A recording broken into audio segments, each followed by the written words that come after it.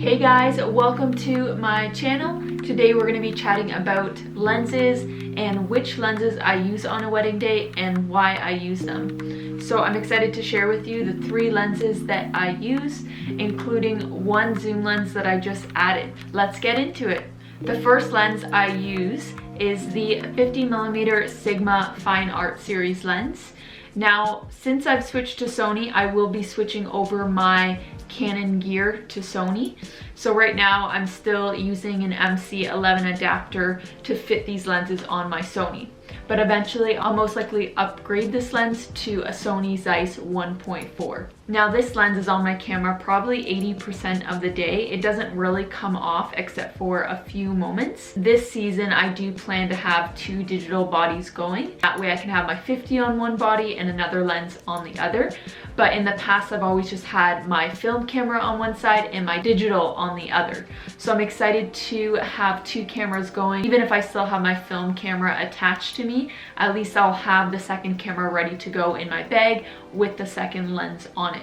I use the 50mm lens for a lot of the getting ready portraits. I use it for all the walking down the aisle and the exits in the ceremony. So all those motion walking shots, I love using my 50 just so I can get the guests in the photo as well, and that way I don't have to worry about cropping or being too tight or the lens not being fast enough. So this lens has been great for all those walking shots.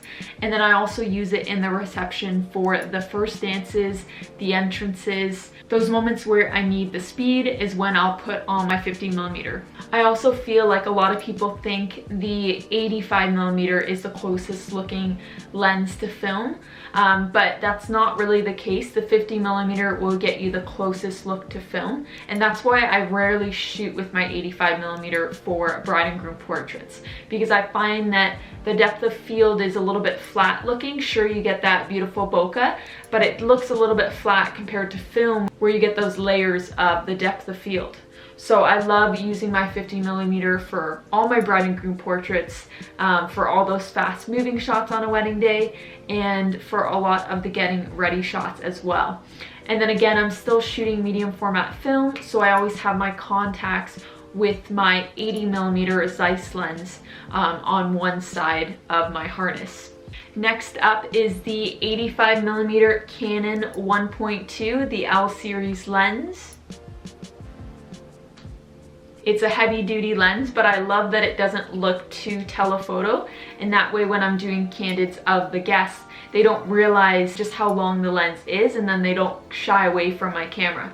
So I love using the 85mm for lots of candids on the day. I don't use it in the morning at all, but when it comes to the ceremony, I actually switch off my 50mm after they walk down the aisle, and I'll go ahead and put on my 85mm and shoot most of the ceremony with this.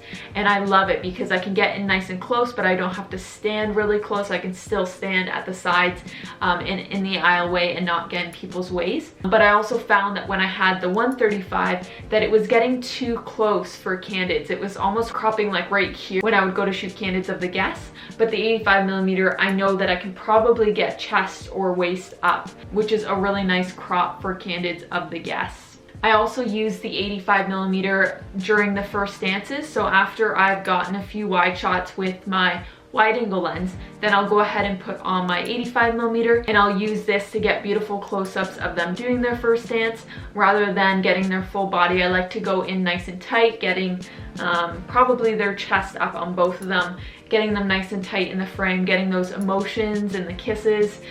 So I love using this lens for the first dances. And then for the majority of the reception, I am using this lens for all the speeches, for all the candids. I find that it comes in really handy for all those moments, and I love the beautiful bokeh and depth of field that I get during a reception with this lens. I should also mention that I rarely shoot at 1.2 with this lens.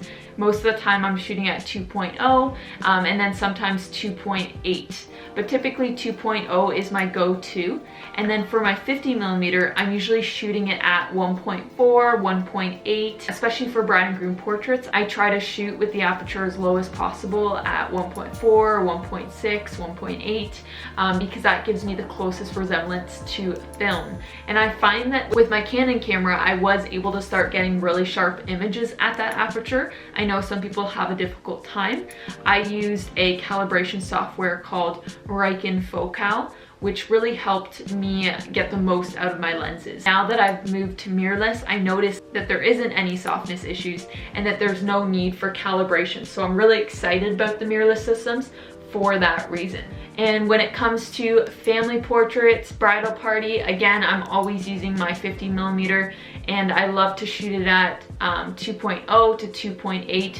And then if it's a really big group shot, sometimes 4.0 and higher. But I notice that I can still get the whole frame sharp if everybody's in a line. It just depends on if there's layering happening in the photo. If there is, then I definitely want to move the aperture up to 5.6 just to make sure that I get everyone in focus. I know a lot of people get worried about the family photos and want every single person and the whole photo to be completely sharp, but I am going for that fine art style where I'd much rather have everyone in focus but still get that beautiful soft background, because I believe that my clients not only just want sharp photos, but they still want every photo to look beautiful and for those family photos to still look beautiful as well. So when I can, I'm definitely sticking to 2.8 for those family portraits, and then 2.0 if there's just a few people in the frame. But you have to do whatever you're comfortable with and kind of experiment and see how sharp your lens is, because lenses are definitely different in sharpness, which is why I do love the Sigma fine art series, because I find that it's pin sharp, almost too sharp sometimes.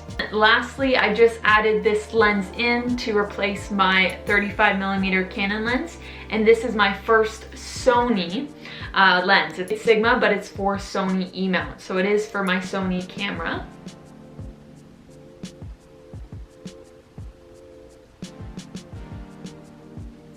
Now, for my whole photography career, which is the last 8 years or so, I've never owned a zoom lens, so this is a pretty big deal that I went out and bought the 24-70 Sigma 2.8 zoom lens.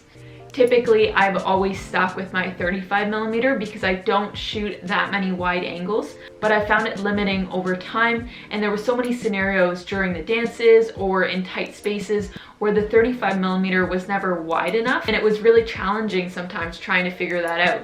So I went ahead and bought the 24-70 because now I have the range, whether I want to shoot at 24mm or 35mm, I have that flexibility, and I know that I'm not just stuck to one range. Now, a lot of you might ask, well, what about shooting shallow? What about being able to shoot at 1.4?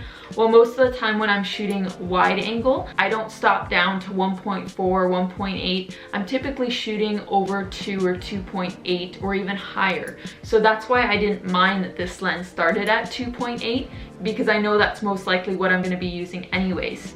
Now, there's only a few times that I'm using wide angles on a wedding day, but this year I'm wanting to experiment and try shooting it a bit more. Maybe this will be the lens that's on my second camera. It will force me to take some risks and shoot it a bit more. I love using a wide angle lens for getting that pulled back shot of the ceremony when there's no guests there yet. So getting a beautiful detail shot of the ceremony. I love shooting that with a wide angle lens. And that's why I found sometimes the 35mm was just not wide enough, because sometimes we're in really tight spaces. If you live in Toronto or if you live in the city, you'll know that some venues don't always give you a lot of space to back up.